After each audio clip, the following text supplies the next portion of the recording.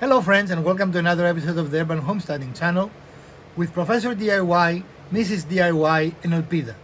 If this is your first visit to our channel, we want to extend to you a very warm welcome. We're very happy you're here. If you've been here before or you're a subscriber, welcome back. Thank you for visiting again. If today is your birthday, we want to wish you a very happy birthday. So today we're going to work on a fun project, I think. We have these crates that we use to organize things, and we decided we need a couple of more. And we decided to make two more ourselves. A, because it's fun to do, right, Mrs. DIY? Mm-hmm. And B, because we want the general dimensions to match. They're not going to be exact replicas, Right. but the general dimensions will match. And also, we actually can build them cheaper than you can buy them, right? Definitely. And because these are, you may go to the store and not find exactly, the same design. And we want it to look like they, pretty much they were bought together or made together. Now, in the same token, of course, they're not going to be exactly the same because sourcing material, right? Mm-hmm. But they will be close enough that they're going to match, we hope. Yep.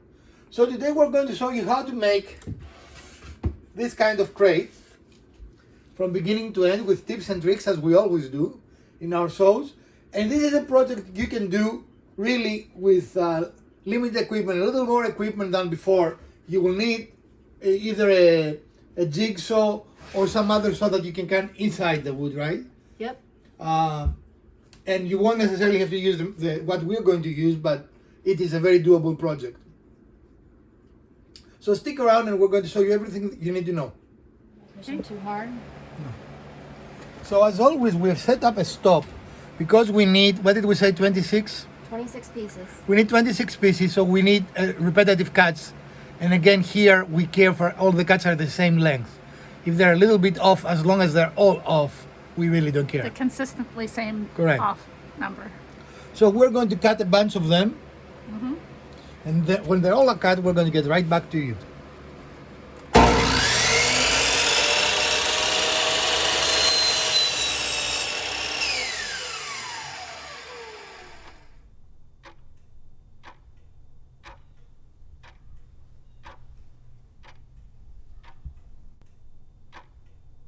Alright folks, so we're using one of the existing crates and we lined it up here with our board that will become the ends.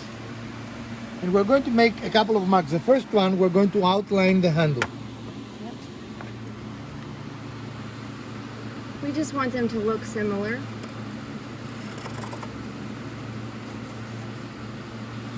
And the second part is we are going, and this is important to show them where we need to mark. We're going to make two marks, but we're not going to make it on the slots here. We're going to make it inside, right? Otherwise it will be longer than we need it. We don't want it to be this dimension because this is on the outside. We want it to be this dimension for like the base. Right. We'll call it the base. So that will give us enough to make a straight line. Okay. Now this board is too wide to use one of our chop saws. Okay. So we have several options. For us, the best option from the equipment we have is probably a track saw. However, this can be cut with a hand saw as well, right? Okay. So we've set our track saw here, and we will need 4 of those pieces, right? Yep. So we're going to make our cut with the track saw. We're going to repeat that 4 times. So we're going to show you the first one.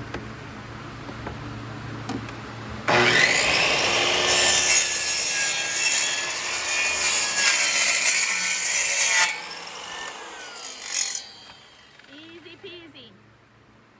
Yep. Okay. Excellent. Nice clean cut. Okay. We'll make it 4 more times. 3 more. 3 more, okay. Even though we're using our first piece to decide where we're going to put our next cut, it's always a good practice to double check that you're square, right? Especially these are small pieces. Now, a small imperfection, we're a little bit off here, but we're talking about you don't need to be there, right? Mm-hmm. That is an acceptable variance. Okay. Just a good practice. Another tip and trick came to you by the Urban Homesteading channel. Bits are the best choice here. However, keyhole bits can also work and have very similar effect and outcome. In any case, Even if you don't have any of those, a normal drill bit can help you make 2 holes that then you can follow with a normal jigsaw and make the opening that you want that will end up being your handle. There are always multiple tools that can help you do a specific job, so choose the one you have and then one can be adapted to do the best result with what you have currently. Do not buy tools every time. Very nice, very nice, very nice. When you use the Forstner bit, make sure to apply gentle pressure. You don't need to press too hard. The Forstner bit removes a lot of material at one time and you do not want to bog it down or to make it overheat. The biggest reason why Forstner bits become dull is because they are overheated. Another thing to know here is that Forstner bits do not need a great speed, so move your drill away from the drill setting if it is possible and use one of the clutch modes. As you see here, this is a clutch drill. That will allow you to have a slower speed that will make you for a much better cut overall and will give you a nice clean opening. Again, a Forstner bit is not necessary, or even a hole bit. All you need here is some way to make an opening and a nice the biggest drill bit that you have that will allow you to make a hole that your jigsaw can go through. It is actually perfectly available and perfectly normal to use in this situation without any difficulty at all. And here we're using our jigsaw, and as you can see, the jigsaw is the perfect tool for this. All we need to do is remove that material in the middle of the 2 holes, and then we're going to sand the area to make it look better. So it is not important that you have a perfect cut here. It's not important that you have a very smooth cut. A handsaw could work here if it is of a thin blade.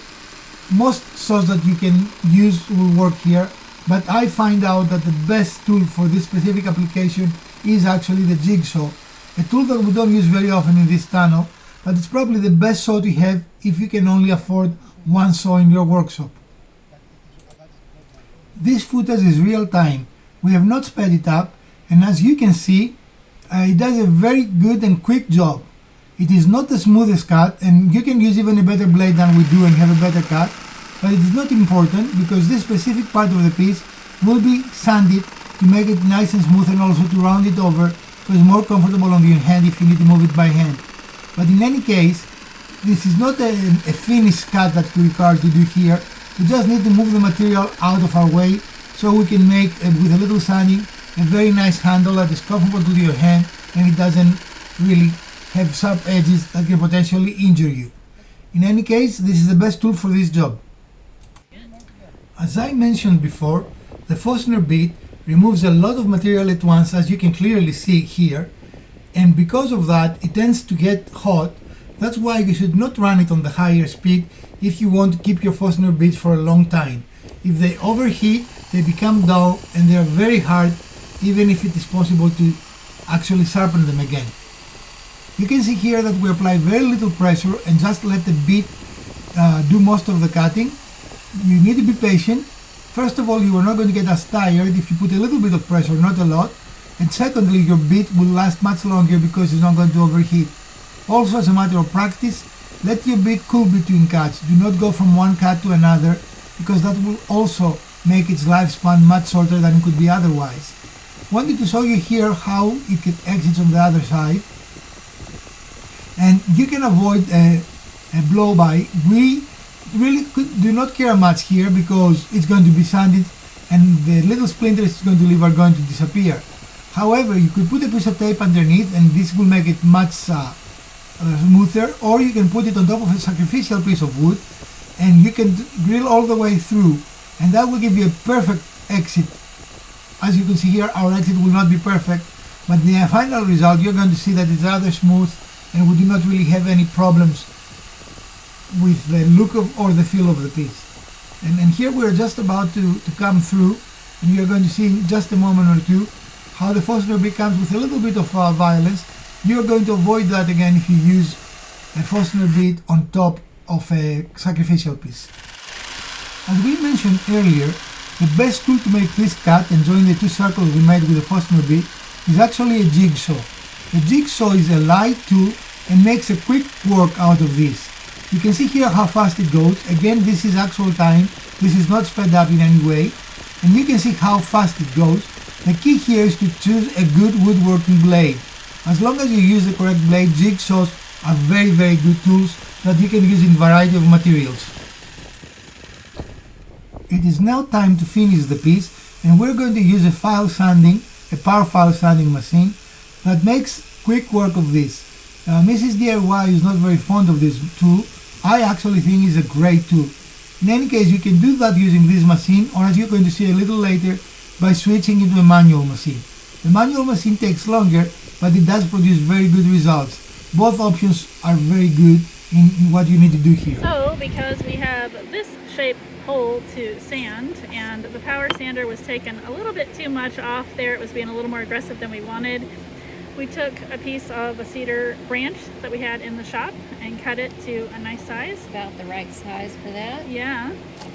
And then you're gonna Wrap it in sandpaper. Yep.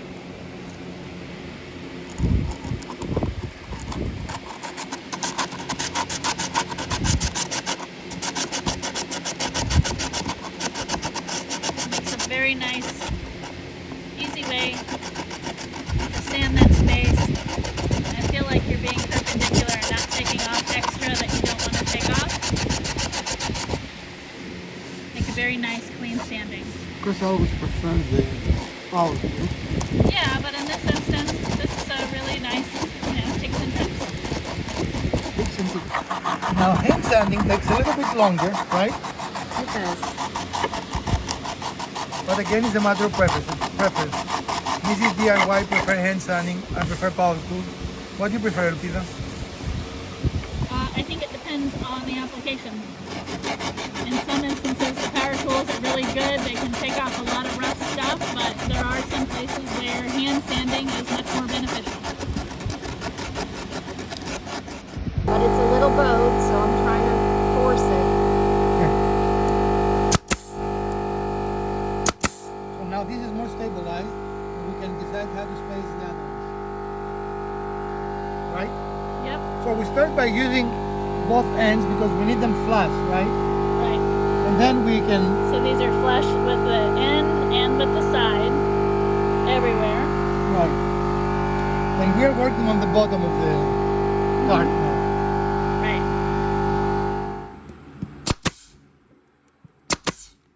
So for the number of slats we've decided for this bottom, we've got them all in there and just have kind of eyeballed for the spacing.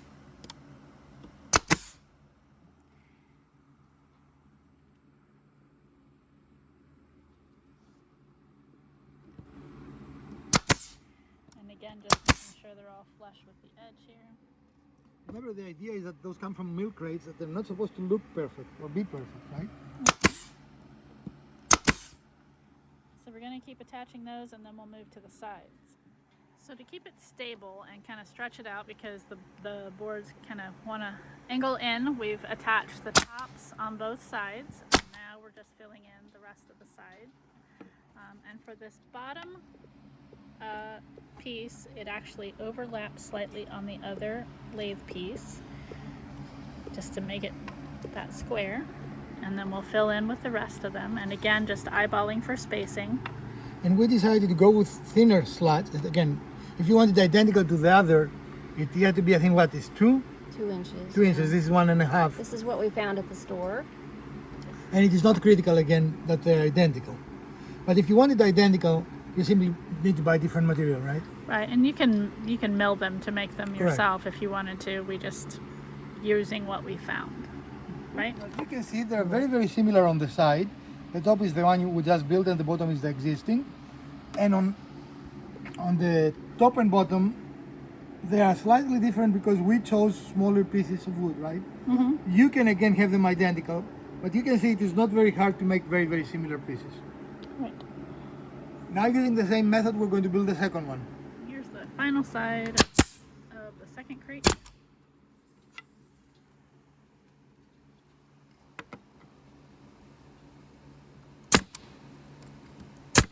Now you can hammer those in. You don't have to have a power tool, right? Mm-hmm.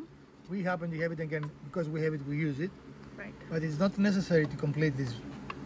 You can use small nails, Mm-hmm. and these are fairly easy to hammer. This is not a lot of hard work. It just clearly will take longer. Right. And also when you use wider slots, usually you put 2 fasteners per slot. So if you use wider, you have less to do, right? Through the middle, please.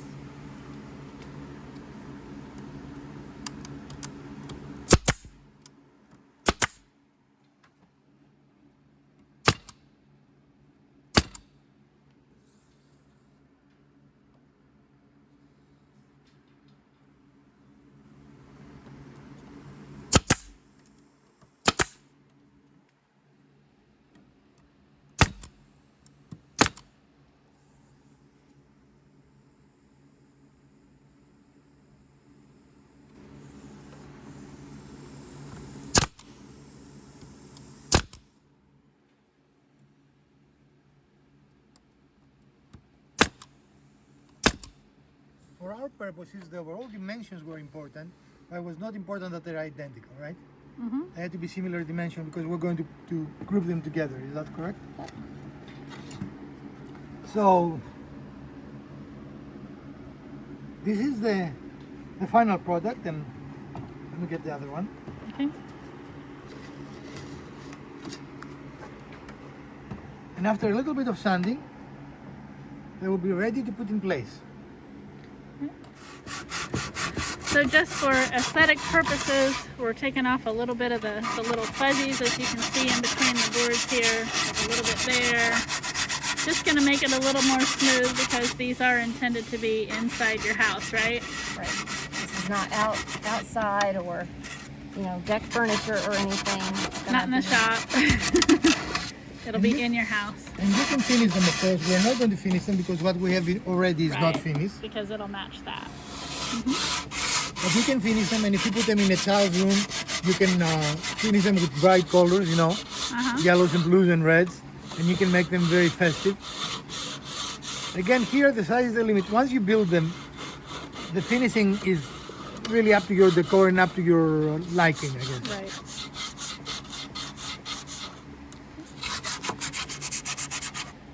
A very typical orientation is to stack the crates together, and of course you can stack more than 4, right?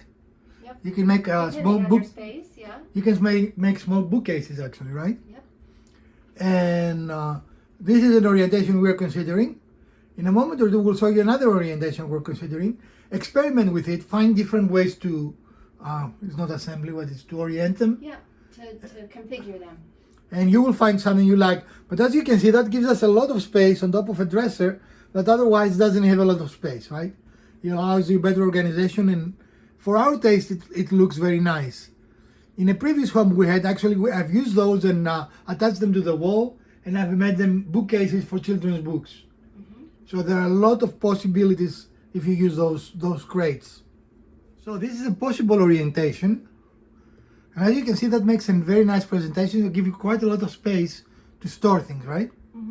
If you have taller things that you need to store or pile up, you can. Shorter things, you even have a little nook here to put some smaller items Right. in.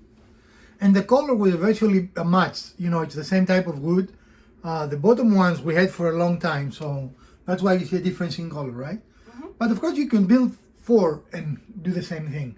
Yep. We only needed 2, so we only built 2. This cost us. It did cost us about $12.50 per crate, maybe a little less, right? And how expensive are they, Mrs. DIY, to find? You can buy them anywhere from $15 to $40 a piece. And sometimes more, depending on you buy them. So if you are in the $15, does it worth making it? Well, part of it is the fun of making it, right? I mean, we enjoy is. building things. The other end is you can find them, but you don't always have the exact dimensions you need, right? So we needed the dimensions, the outside dimensions, to be the same. They didn't have to be identical in every aspect, but we wanted them to match in this dimension, right? Right. And to overall, the look and feel of them should have been similar.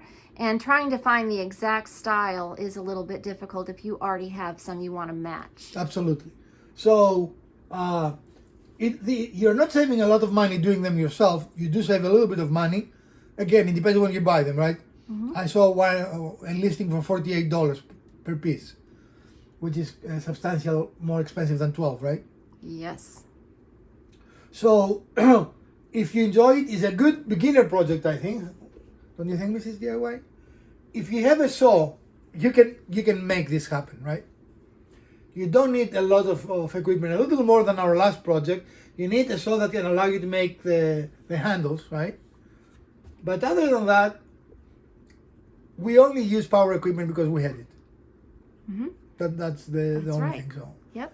I hope you will take this project on your own and send us some pictures of what you build. We'd love to see it. So here is our organized assembly. And as you can see, it more than doubles. I think it quadruples actually the space that you would otherwise have on the dresser itself. And it looks better, at least in our taste. Yep. I guess it's a matter of taste, right? Mm-hmm. Again, the color will match given time. Now it is not. If you make them all at the same time, they will age in the same environment. They will change color the same way, right? So. Yes. But now you have a way to build something like that, build those crates, and you can make individual differences to suit your needs. And again, there are many functions for those crates, right? Absolutely. Well, folks, we hope you enjoyed this short episode of the Urban Homesteading channel. And if you did, we'd appreciate a thumbs up. If you didn't, hit the other button twice. Share, like, subscribe. Let us know what else you might want to watch in future episodes of the Urban Homesteading channel. From Professor DIY and Mrs. DIY, take care, friends.